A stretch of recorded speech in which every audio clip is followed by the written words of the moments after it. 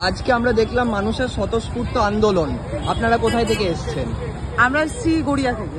গড়িয়া থেকে এত দূর? হ্যাঁ হ্যাঁ, তো এটা কিসের জন্য? এটা অবশ্যই আমরা মানে মানবিকতার খাতিরে আমরা এসেছি।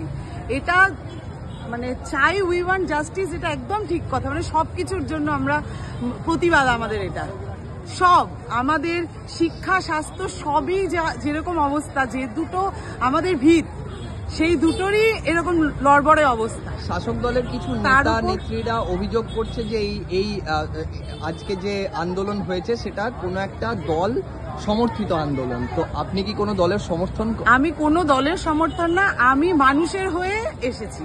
আমি একজন মহিলা যাতে সুবিচার পায়, এবং এরকম ভাবে তাকে কোনো মা, আমি একটা মাও বটে, সেই একটা মা ছোটবেলা থেকে একটা সন্তানকে বড় করে, এবং আমার মেয়ে ডাক্তারি পড়ছে, এই দিনটা দেখার জন্য নয়। আমি তার বাবা মা হয়ে এই কথাটা বলছি। এই দিনটা একটা বাবা মা দেখতে পারে না, যার জন্য একটা ছোট বয়স থেকে এই জন্য তাকে মানুষ করা হয় না।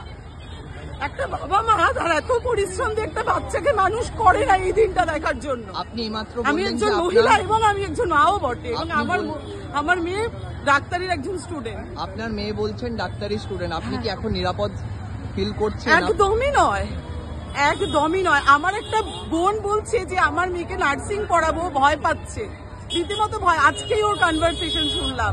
মানে আমার বাড়ির যে কাজের মেয়ে, মানে তাদেরও পর্যন্ত কতটা দোলা দিয়েছে ব্যাপারটা।